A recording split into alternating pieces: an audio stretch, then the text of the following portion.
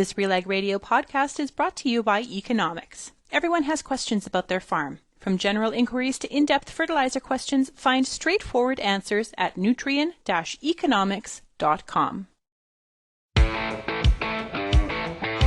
It's time for RealAg Radio on Rural Radio Channel 147 on Sirius XM.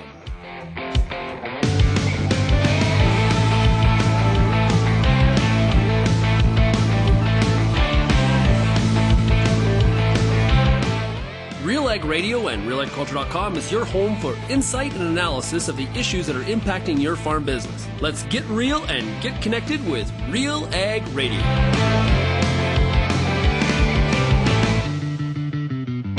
Welcome to RealAg Radio here on Rural Radio 147, Sirius XM. Shaun Haney, your host here on this Friday edition of the show. Hey, thanks so much for making RealAg Radio and Rural Radio 147 a big part of your workday. And of course, huge shout out to everybody listening out there on the RealAg Radio podcast. Well, it is the week that was. It was a busy one indeed. We had a great week of shows here for you. And I guess a part I want to put an exclamation mark on is that there's a lot of content that doesn't get squeezed into the show. That we do a lot of other stuff and a lot of different podcasts, and a lot of things are posted at RealAgriculture.com.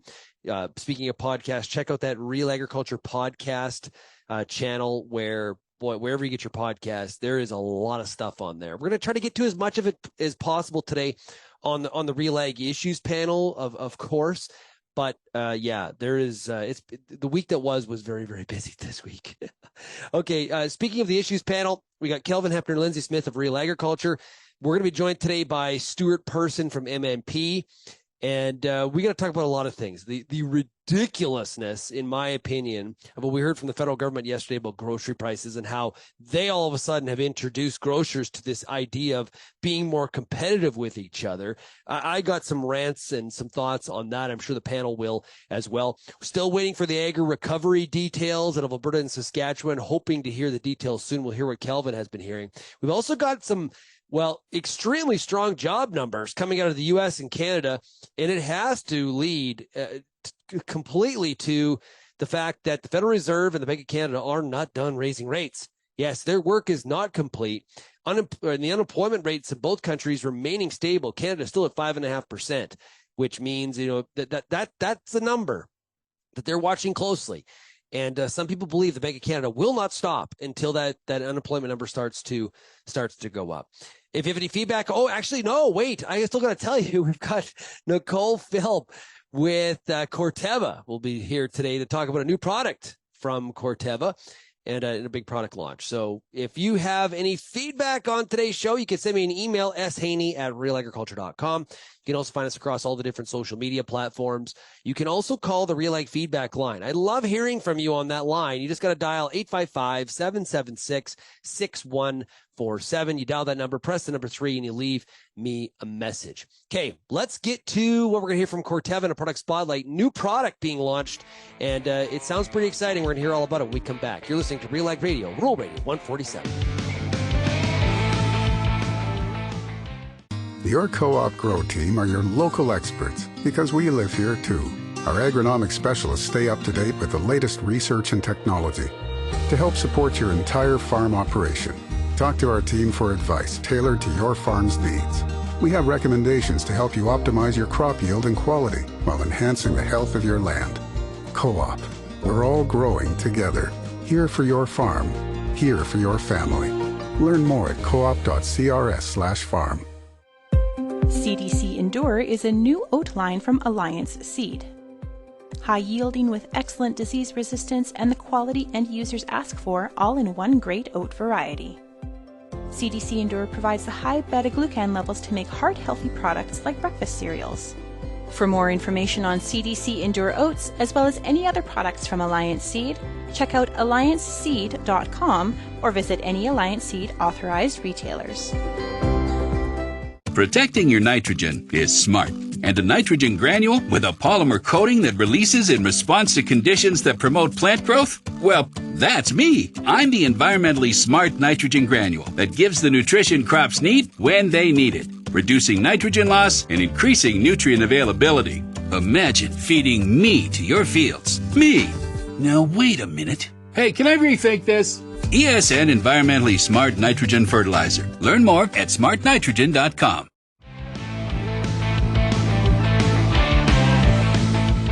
Welcome back to RealAg Radio. It's now time for our product spotlight with Corteva. We're talking to Nicole Philp. She is the commercial launch specialist at Corteva. Nicole, welcome to the show. Good afternoon. Thanks so much for having me. Yeah, it's great to chat with you. So today we're going to talk about Straxan, and it is an important new product. And of course, you're in charge of launches, so you're going to get us all up to speed on what's happening here. So what can farmers expect when choosing Straxan seed treatment? Yeah, so Straxan is actually really exciting for Corteva. It's the first fungicide seed treatment that we are adding to the Corteva portfolio of products. Farmers have been relying on Corteva for cereal seed solutions for a number of years, mostly through our herbicide portfolio. And so the introduction of Straxan fungicide seed treatment really just adds to that list of trusted cereal protection products from Corteva.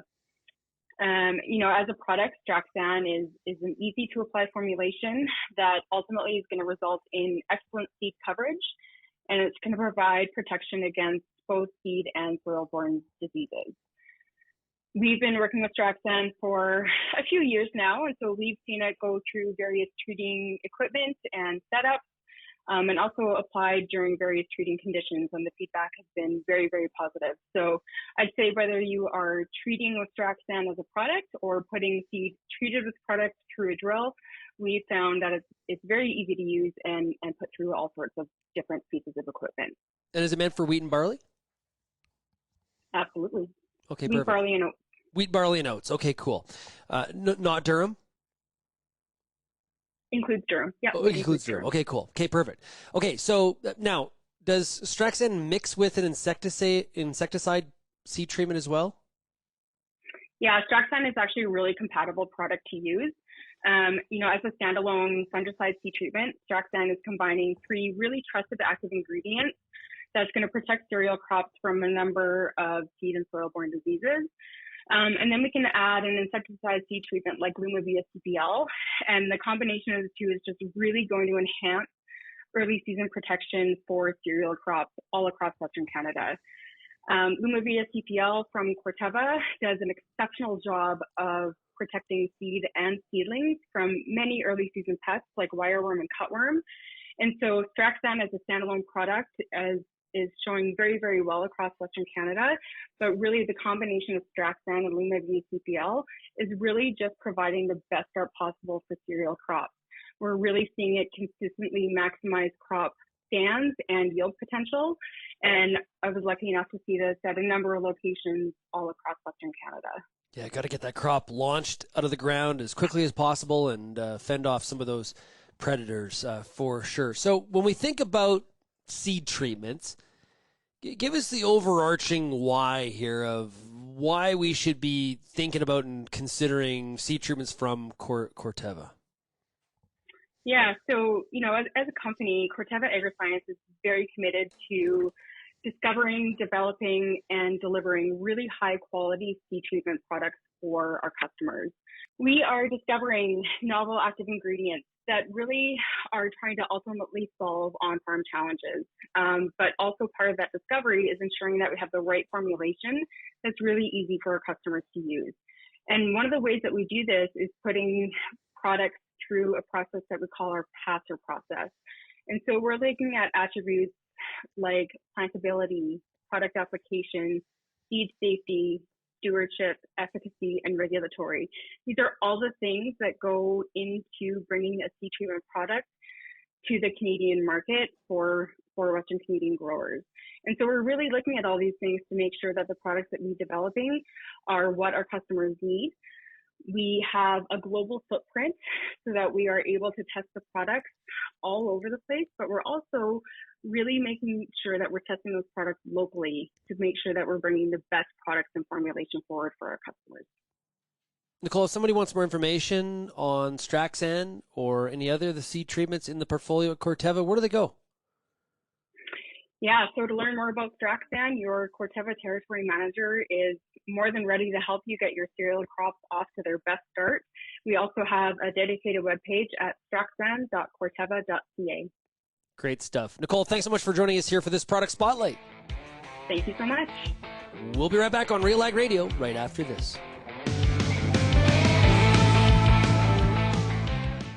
What's next for your fields? At Pioneer, delivering industry-leading genetics drives everything we do. From the scientists in the lab to our local teams with boots on the ground. We are determined to get there first. Developing top-performing products, proven in more growing conditions than ever before. Pioneer. What's next happens here. Visit pioneer.com/Canada to learn more. You know, there's a reason we call it the Corn School. Videos on everything from planter setup, weed control, field trial results, yield strategies, and so much more. The Corn School on RealAgriculture.com has the information and advice you need to help you succeed. Brought to you by Pride Seeds and BASF, Corn School episodes are available at cornschool.com, from RealAgriculture.com, or as a podcast from your favorite streaming service. Download the latest podcast today. As a grower, you spend a lot of time focused on the details. And sometimes it's only after harvest that you can step back and see the bigger picture. At AGI, we spend a lot of time focused on details too, making sure you can store your grain how you need to and move it when you need to. Learn more at aggrowth.com.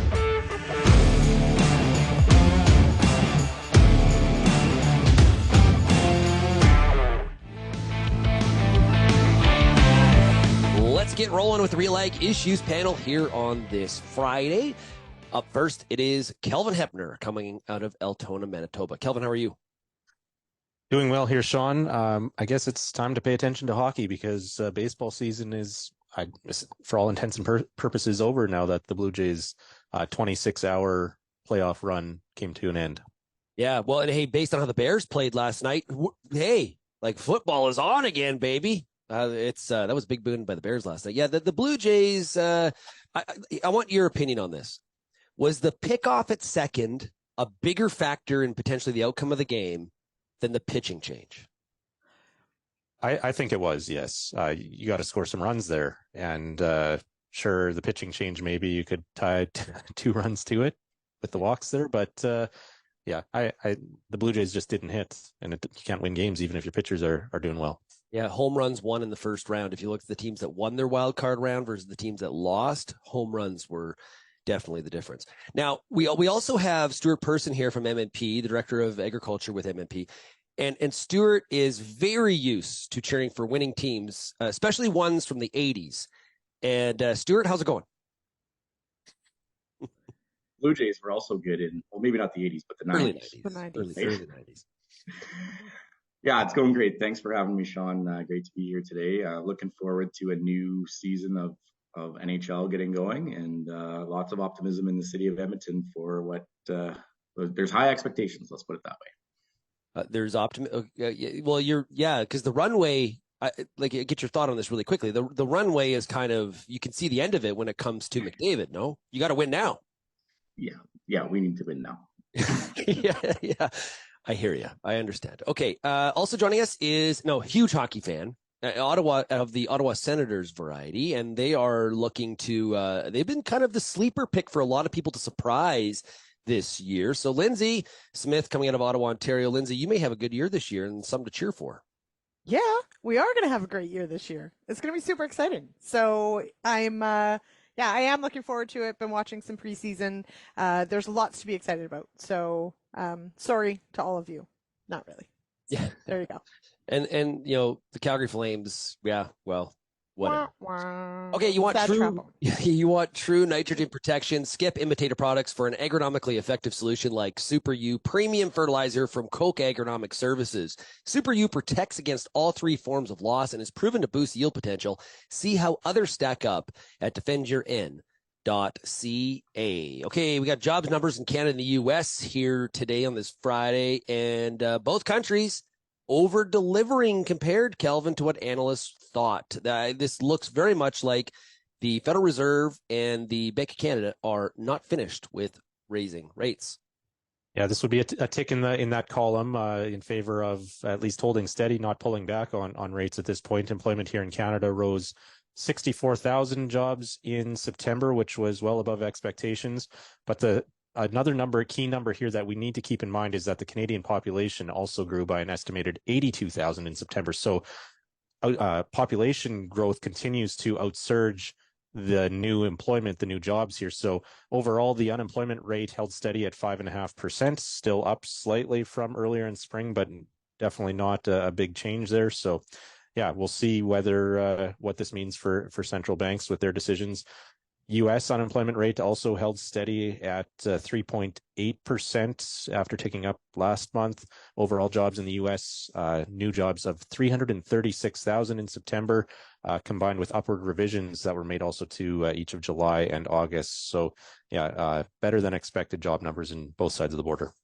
And Lyndsey, the consumer continues to really be pretty resilient and continues to want to spend money. I know in the U.S. that number, it showed that jobs in tourism and the restaurant very strong and holding quite well. A story out from CBC this week talking about how I guess it has to do with mortgages and saying that 1 out of 5 mortgages at TD, CIBC, and BMO are a negative amortization. People talking about a 47-year-old mortgage in the headline here. We're extending this debt out further and further. So many things happening all at once, right? So we do have still in certain sectors strong demand, as you mentioned, tourism, those sorts of things. I think that's probably, a COVID hangover, if you will, to the good, in that people, put off trips and those sorts of things. Those are still coming through. Canadians also put a lot of money away during COVID. And so we know that there was, at least at some point, some savings out there. But a few things happening for sure. Anecdotally, of course, I would say starting to see a lot more of those purchases of, recreational stuff, vehicles, that sort of stuff coming on the market and sitting. But the big one really is the mortgage question and negative amortization. So basically means that the interest rate has increased enough that your payment no longer covers anything but the interest. Perhaps, I think one example was $30 of principal. And so banks, instead of calling it in and saying, you've got to do something about this, they're just extending it and extending it and extending it. Now, how scary is that? Especially when we think about, I believe that same article lists 100,000 mortgages coming up for renewal in the next year. Or maybe even 6 months, but within the next year. That's a world of hurt about to happen to Canadian incomes. So a world of hurt. Also found it interesting this week, Stuart. Farm Credit Canada came out with their 2023 mid-year land value report. Land values in the first 6 months of the year up 7.7%. If you did miss that interview with JP Gervais, encourage everybody to go back to Wednesday's show of RealAg Radio here where we had him on. Does that number of 7.7 surprise you at all, Stuart, based on some of the, the variables really threatening farm profitability right now? Yeah, I guess it's surprising, but I'd say it's also it's interesting to see the level of optimism is still out there. We're definitely down from last year's numbers, which were more in the double-digit range on average for those provinces that reported now in the 6 months. So, but interestingly enough, Saskatchewan's still running pretty hot, as is Quebec.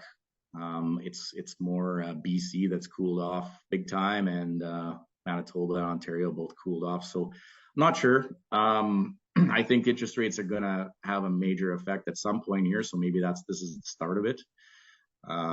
But I think anybody in the grains and oilseed sector, you're still seeing fairly strong commodity prices, or at least we were seeing them going into this harvest. And some areas have good crops, some don't. So I think the land price pressure will be there in the areas where the crops were there for sure.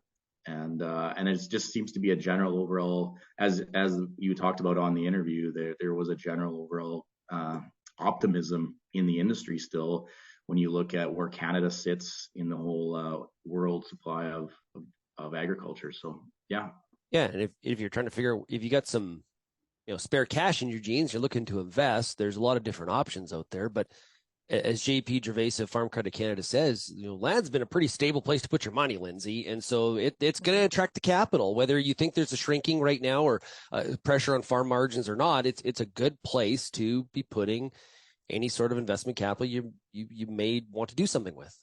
So, and what's interesting to me perhaps is that it really does seem that land being a sound investment seems to be the case when times are good, when times are bad, when money's cheap, when money's expensive. And yes, the adage is, of course, they're not making any more. Sure. Okay, fine. But it's a huge, huge, huge investment that we're talking about. You have to service that debt at some point. And so those that have the capital perhaps definitely can make a move in this market. We do have, of course, an aging population within agriculture as well as the overall demographic. So we do have farmers that are aging out. So it becomes, perhaps a really great retirement for them for sure. But it does beg the question, if you've got limited supply and you've got expensive money, is that sort of evening itself out? We are looking sort of forward, what happens now. So we had that 7.7% average. What does that look like in the back half here of 2023? Where do we see it going? Personally, I don't think we're going to see an increase in that growth, but that's just me, because I really do think interest rates are really working their way into some of these buying decisions now. You're jumping ahead. You're reading my mind. You're jumping ahead on me, Lyndsey. Okay, it's like we know each other. I was just going to say, okay, so here, before we take a break, 7.7 is the line for the back half of 2023. Are you taking the over, the under, or the push?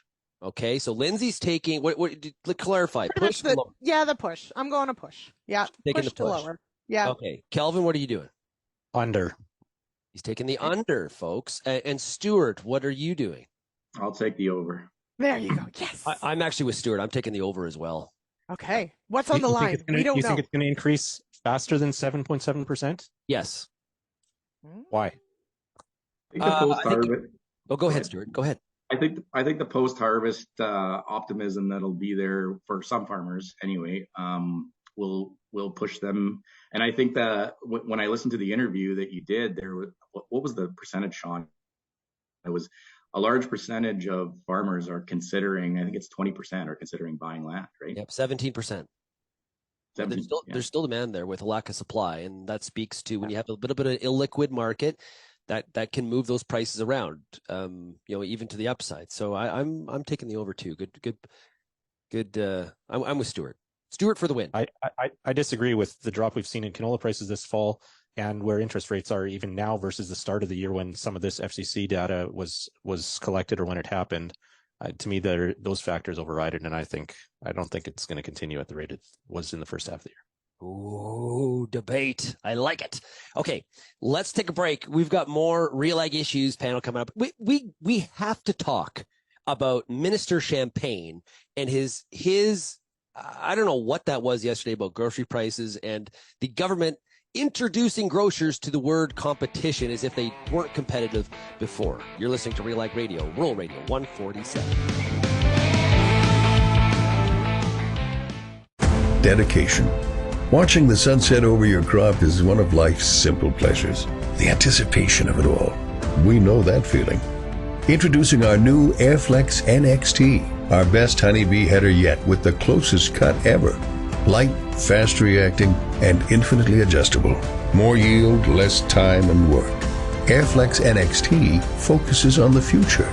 What drives your next? Visit honeybee.ca or contact your nearest honeybee dealer. When it comes to your farm, you demand performance, because what goes in determines what comes out. At Pride Seeds, we deliver on performance. With best-in-class corn hybrid seed, you'll see results when it comes to premium yield in all the ways that matter. Moisture, nutrition, dollars per acre, and of course, tonnage. So discover your farm's advantage, the Pride Seeds advantage. Visit your local dealer or prideseeds.com today.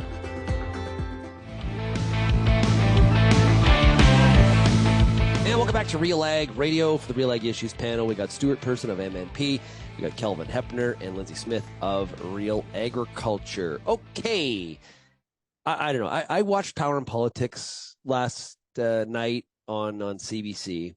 Really liked the show. And the Minister Champagne was on the program last night. He's the Minister of Innovation, Science, and Industry of Canada. And apparently the government has decided that they have a 5-point plan. They're going to get grocers, basically a deadline of this weekend of Thanksgiving, best holiday of the year, to start lowering prices. And I'll tell you, I think it's Bruce Cochran. Is that right? He's the David Cochran. David Cochran, sorry, not Bruce Cochran. David Cochran. Yeah. David Cochran really pressed the minister, and the look on his face. Obviously, we can't show you here on radio, but it was very telling and I was right there with him, very confused on what the heck the government's even doing here. Let's listen to Power and Politics and what Minister Champagne said, and then we're going to get the panel's reaction. Well, what we've presented today is a 5-point plan. And you're right, what we have secured from the major grocers in the country is a number of things. And then I gave example in a press conference, and you related to them. But I saw some of the flyers today. I think we've seen already a rollout today and in the coming weeks. What we need to do is to create a more competitive environment in this country in order to stabilize prices for the short, long, and medium term. And that's what we need, really, because, you know, what we have done basically is to kind of shake the tree, because I think it's been a bit cozy in Canada when it comes to grocery. And now what we've said is that enough is enough. We asked them for plans. They came back, but there's also a whole set of measures. You know, the office, for example, that we've created is going to monitor these plans. We're also going to go against, to highlight shrinkflation to help consumers. We said we're going to collect more data to help the independent grocers to better negotiate. We have the code of conduct. Competition reform is key because ultimately what you need is more competition in order to stabilize prices. But honestly, if you start looking at some of the grocers, and I know their plan, they're going to try to outcompete each other. And the real power, David, is the 40 million Canadians, because we can change their spending pattern. We can decide to go one way or the other. So it's for them now to answer to consumers across the nation and say, we heard you, and here's what we can do for you. I have heard, I know people that have interacted and done a lot of work with Minister Champagne. He is held in pretty high regard and known as a pretty smart guy. There is no possible way that he believes the BS that he just spewed out there, Kelvin. Ever. There's no way. Political pressure is a real thing, but I don't know if has political pressure ever increased competition or enhanced the competitive environment. If anything, it's going to discourage grocers from wanting to participate in the Canadian market here. We already have a problem there. And so I don't understand it. It's almost I don't understand whether Canadians will fall for it and why the government thinks this is an effective message here. Like they're not in any way actually increasing competition. Sure, the grocers may temporarily give them a couple of products that we reduced our Campbell's price on Campbell's soup by 50 cents for the Thanksgiving weekend or something like that. And he may be able to point to that in the flyers, but like Canadians aren't going to link decreasing grocery prices to the Trudeau government and this pressure. It's impossible to measure that. And there's just so many things. He mentioned the grocery code of conduct as well, which we've talked about before. It may not necessarily lower prices if it gives suppliers and processors more power. So there's just so many things here that like you said, it's you wonder whether he even believes what he's saying. Okay, first of all, and if what's not in that clip, if they don't comply, we're going to tax them more. Oh, nothing speaks of attracting more competition to a marketplace of only 40 million people. And as we heard from John Scott a couple weeks ago, one of the challenges with increasing competition in the Canadian grocery sector is logistics. We are a horizontal country. And so trying to get scalable logistics to all the people across this country when most of them live about 200 kilometers from the border in a straight line is virtually impossible. Stuart, you're nodding. Give me your thoughts here.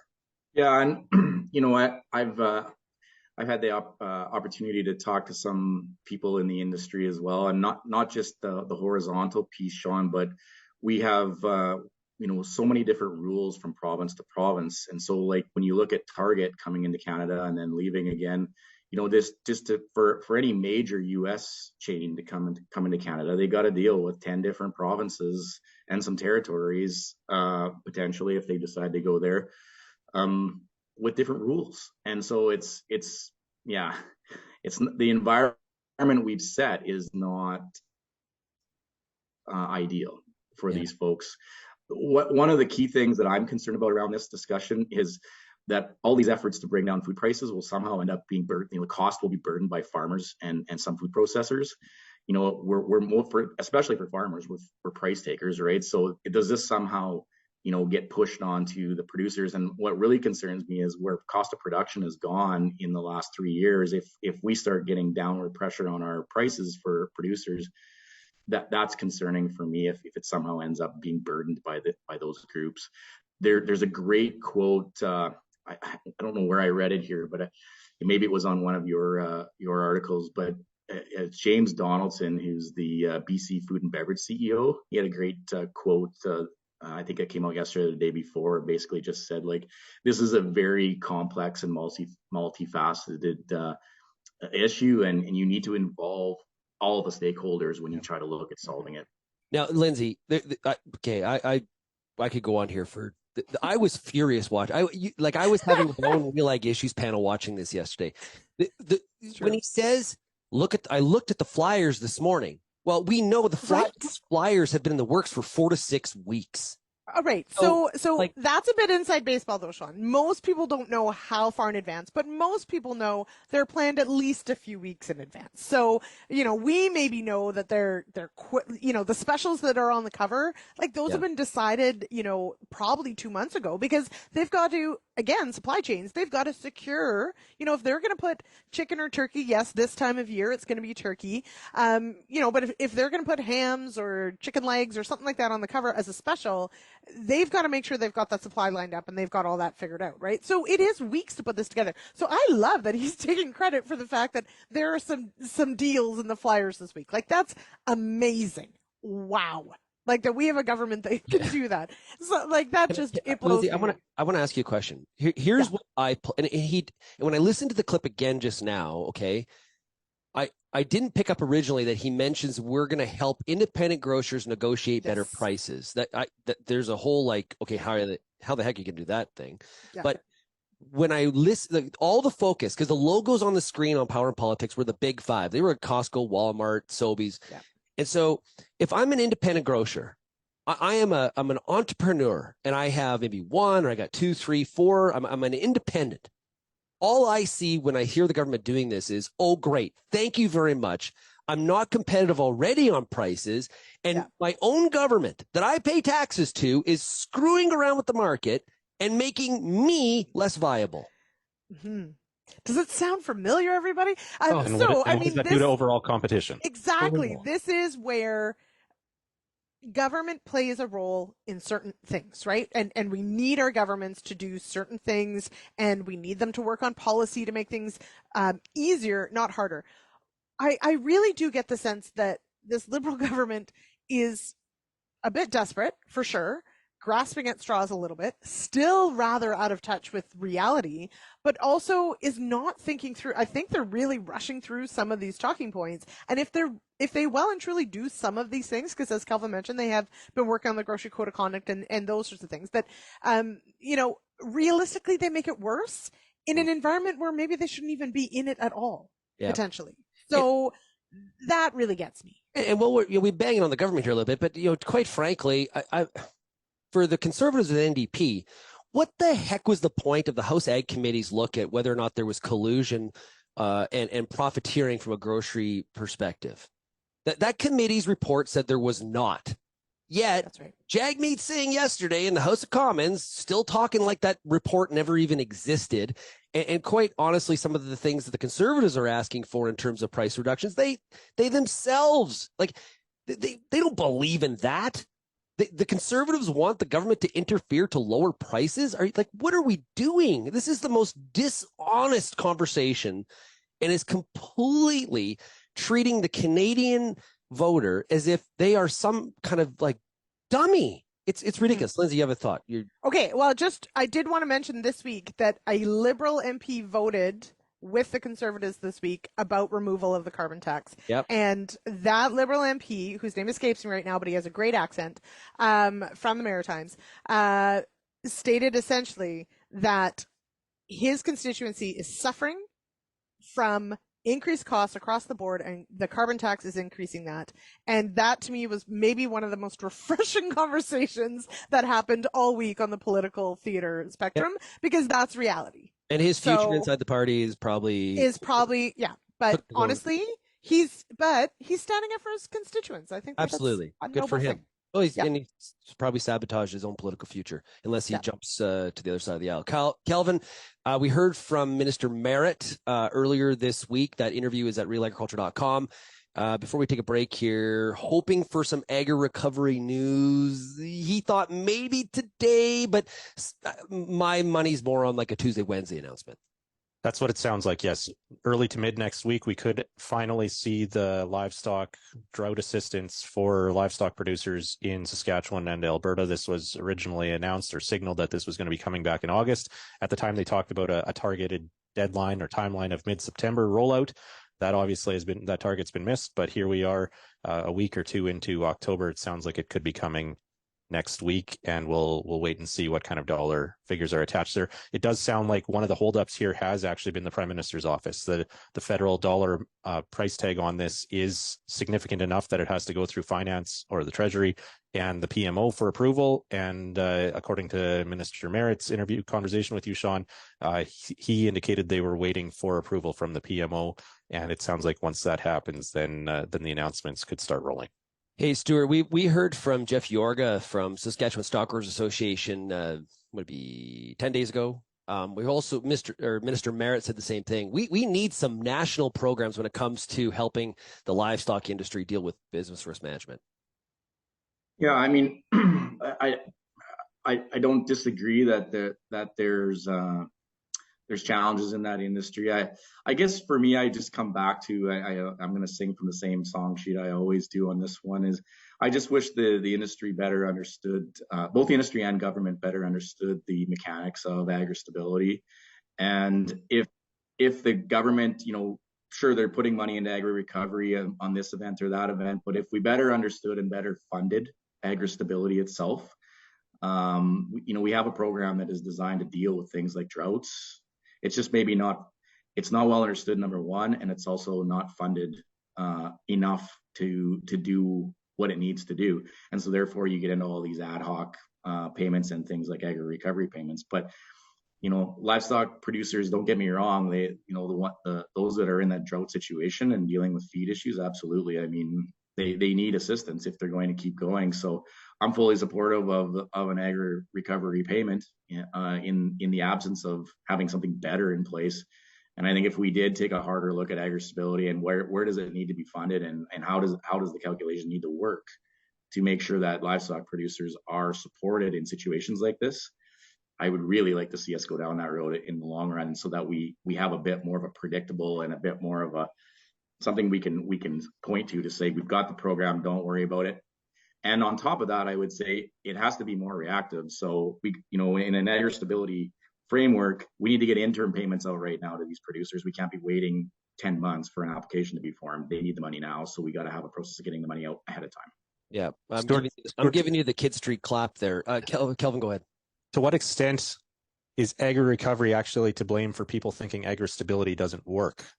Do agri-recovery payments at this time take people out of agri-stability eligibility? Yeah, I mean, all ad hoc programs technically will be looked at. In most of them would be looked at as allowable income when it comes to an agri-stability claim, right? So that's the thing we've always talked about. That is it just an advance on your agri-stability, and if your advisor or whether you're doing it yourself or whether you have an advisor, if they don't explain that to you when you go to file your application, that, hey, you would have been in a payment except you got this other payment from the government, so therefore you just got an advance on it. Yeah. We need that narrative to be more clear to producers so that they're not thinking, well, geez, I didn't even get a payment out of agri-stability. Well, yeah, but you got the money already through another program.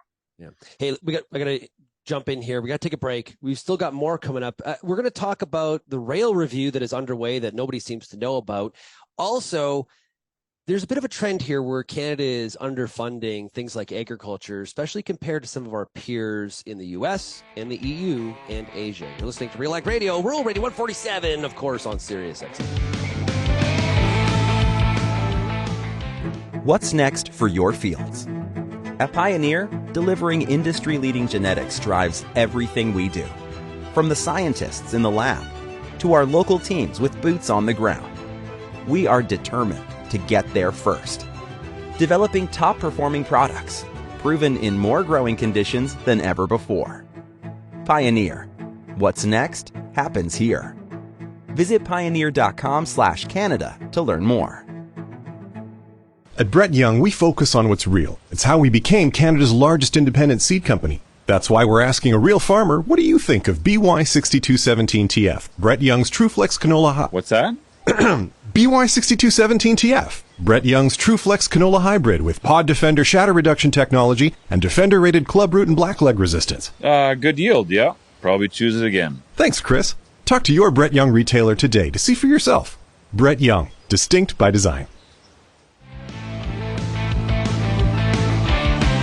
Welcome back to RealAg Radio and the RealAg Issues Panel. Stuart Person of MP, Kelvin Heppner, and Lyndsey Smith of RealAgriculture, myself, Shaun Haney, breaking down the biggest issues of the week. This segment's brought to you by Alliance Seed and CDC Endure Oats. Yes, top yields, excellent disease resistance, and the quality end users ask for all in one great oat variety. It is one great package.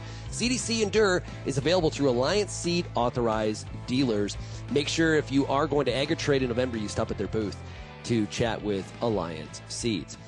Okay, a lot of stuff happened this week. One of the interviews that actually didn't make it onto the show, but I encourage you to go to realagriculture.com and check it out, was a conversation that I had with RBC and the Evan Fraser from the Arel Food Institute at the University of Guelph, and also Boston Consulting Group was a part of the report. Anyway, Lyndsey, one of the criticisms out of the report on climate smart agriculture is that currently in Canada, it is underfunded. Here is what Dr. Evan Fraser had to say about that. And we lack federal and provincial funding in this sector. So you compare, say, the percentage of farm income that comes from government support, and Canada lags way behind the US, the EU, China, major agricultural nations. And then that lagging even gets worse or gets even bigger when you think of the percentage of farm receipts that are supported for climate smart agricultural practices, where there's a huge percentage of, 2%, I believe, of farm receipts are directly supported by the Chinese government to do climate smart agriculture. In Canada, the number is more like 0.5%. So we have a chronic underinvestment in agriculture, and we could debate why that's the case for years. Perhaps we just take our farm sector and our producing sector a little bit too much for granted. Oh, I like that from Dr. Fraser. Encourage you to check out that interview. I don't know. We underfund it. It seems like we're underfunding agriculture, the military. Some would say healthcare, like there's a lot. Add to the list. Taxes still. We have no trouble with the tax part. It's just where we're spending it. Lyndsey, what's your thoughts? I know you listened to the whole interview with Dr. Fraser and Mohammed Yagi from RBC. Your thoughts? So this is all in conjunction with the latest report. So it's a 9-point plan. They call it the Ag New Deal kind of I didn't idea. like the title. Didn't like the title either. Deal. No. Yeah, I know. I'm with you. Didn't like the title, but it's a 9-point plan that really does address where Canada is at and where Canada should be going when we think about investing in agriculture, but especially investing in agriculture for in the face of a changing climate and making our farms actually, be able to work their way through a changing climate and the weather systems that we have to deal with. Realistically, what I appreciate about this conversation and about this report is that we do have some hard numbers to sort of compare. And I really appreciate that they brought in, the US in all of this, because I think we often think about the EU as, being very, restrictive in what farmers can do, but they also get heavily subsidized and all those sorts of things. But we compete in just about every market with the US, and the US is doing far more for their farmers in this sphere and in many others than Canada is. And so what is the answer? How do we remain competitive when, the entire markets are getting skewed all sorts of ways? Now, does that mean we want more government involvement? And Shaun, hats off to you for asking the question. Do we need government involvement in this at all? Because of course, this is often, and in our last segment, we just talked about, like, some things government should do and some things government should not. And so Dr. Fraser really pointed out that we are asking of our farmers to potentially do things that could cost them yield. And if that's the case, is the outcome, the environmental outcome, valued enough that we make up that difference? And I think in this report they're arguing that yes, we should. There should be a mechanism in place to make up that difference. Stuart, that last point that he makes, maybe we just take agriculture kind of for granted because farmers just sort of make it all happen. That's a pretty, I thought that was a pretty significant point he's making there. Yeah, and I would agree with that as a producer myself and as somebody who works with a lot of producers. I think farmers are being taken for granted. I think farmers have done a lot already in the absence of government programs and funding in Canada. You look at some of the practices we're already following. Zero tillage is a good one you can point to. That wasn't necessarily funded by any government for that matter. The bulk of that transition would have been funded by the farmers themselves. So yeah, 100% agree that there is we are as a country going to have to get behind our producers in general. Farmers run on thin margins. And so you just can't put all the cost burden back on that sector to make all these changes happen. The interesting part about this is, and there was one comment in there that I read that talked about, farmers who deliberately take a loss to pull carbon out of the atmosphere or invest in biodigesters to reduce methane emissions. I thought that was kind of interesting. So I don't know if farmers would be doing that today, but if they are deliberately taking a loss, then absolutely, that should be looked at as something that we should be compensating them for. No farmer should be deliberately losing money. How can they sustain their operations if they're going backwards? So, and the other piece on this that I would say is, it ties right back to our previous segment around food prices, right? I mean, if this stuff that we're talking about around climate change and what we need to do to change our industry to adapt to it or to be more responsible or sustainable, if that's going to increase the cost of production, it's going to increase right through the supply chain and the end users. So either the public is going to have to pay for it at the grocery store, or they're going to have to pay for it in terms of subsidies or government assistance. Mm-hmm. One way or the other, that generally comes from the same tax base. So, I think people just need to get their heads around that there is a cost to all of this. Okay, Kelvin, I want to jump over to the rail review. I did a conversation for RealAg Politics with Steve Pratt. And if you're getting any message here today on the show, there's a lot of discussions that happen outside of RealAg Radio. So go to realagriculture.com over the weekend to check all that out. But Steve Pratt from CCGA talked to me about this rail review. The consultations have started. It seems that it's very quiet, and it's on a very tight timeline of November 15th on a very wide scope of topics. MRE being one of them, and what the future of that looks like. What do you think the government is trying to? What objective do we have here at the end of the day?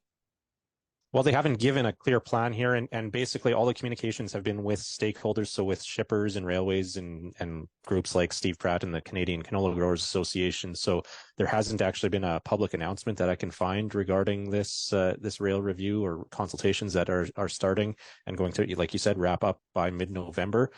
They are planning, so this all stems from that whole supply chain task force that was created coming out of COVID. There was some other ideas that came out of that, and so they've launched this review that's going to look at 8 different issues. You mentioned the maximum revenue entitlement, also known as the revenue cap for grain shipments, also short line railways, extended interswitching, the railways grain plans, a bunch of stuff around penalties and the Canadian Transportation Agency, all kinds of things that are quite relevant to grain shipments, especially in Western Canada, are going to be up for review here. And according to Steve, it sounds like the government is kicking the tires here on some ideas, kind of floating some ideas out there. but and that these aren't actually, there's no statutory obligation to have this review. There's no commitment to actually publishing the findings of it. But it's the kind of thing where the government puts ideas out there and then sees what the reaction is. And if they see the reaction that they want regarding a specific thing, we could probably see legislation down the road, something that Transport Canada would want to move ahead on. So it's something that grain groups are certainly going to be paying close attention to, especially things around the maximum revenue entitlement when it comes to what railways can charge for grain shipments in Western Canada. And the part that I press Steve on is like, okay, like there's a bit of a pattern here. Grain Act review is like, we have these consults. We do these things. We have the sustainable ag strategy. Let's put that one in this camp. We do these what we heard documents, and then it's sort of like it sort of floats in the ether. I may be too harsh there, but I guess it just feels like we're just making, it's like a make work project, and farm groups, for one, understaffed in some of these areas. CCGA being one of the groups has really committed to having people that are able to, do this kind of multi-pronged sort of work, but it takes a lot of the resources to reply to all this stuff. Stuart, as you hear about this rail review, is there anything that comes to mind that you hope they focus on or maybe comes out of this? I mean, overall, we need solid infrastructure to get our product to market. Especially in Western Canada, we're major exporters, right? So it doesn't matter what area they feel that is the problem, we need to get it fixed. And I'm still curious about whether we need to make some more major investments. Like, do we have enough capacity for today and for the future with the existing infrastructure that's there? When you look at it, if you're doing a rail review, for example, does it make sense for all of our product to be going to Vancouver, Prince Rupert, or Thunder Bay out of the West? Is there a case for more investment into Churchill at some point? It sounds like we're having more discussions around that again. And is there any sort of case to go south with some sort of rail? Can we get agreements with the United States to tie into their system? And does that help us or does it not? Don't know at this point. I'm not an expert on it, but I mean, I think in general, we need to have some for the industry. And if you want to see more investment in agriculture, you need that certainty that we can get our product out of here. Yeah.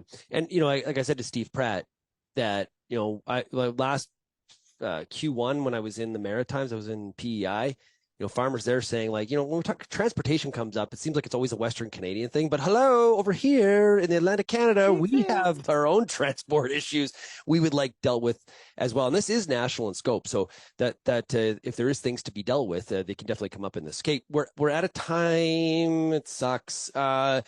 Thanksgiving plans. Lyndsey, what are you doing? Oh, we're going to eat. We're going to wear stretchy pants and we're going to eat. And it is going to be great. Yes. What a great holiday. Kelvin, what are you doing? Oh, we'll probably be spending a fair bit of time at the hockey rink, watch some sports on TV, go to church on Sunday. Yeah, pretty regular weekend. I think we've got a family gathering too on Sunday. It is a great sports weekend as well. For Canadian Thanksgiving is exactly that. Baseball playoffs well underway, and of course college football and NFL as well. Stuart, what's your plans? We have about 1,300 acres of canola still to go, so I am headed home to jump on the truck and do our best to chew off as much of that as we can.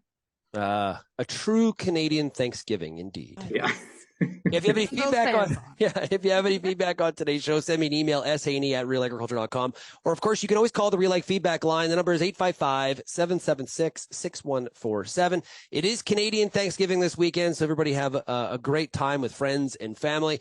And to our U.S. audience, your time's coming. It's only like a few weeks away, so be patient. Thanks, everybody, for getting real and getting connected with RealAg Radio, and we will chat again next week. Cheers, everybody.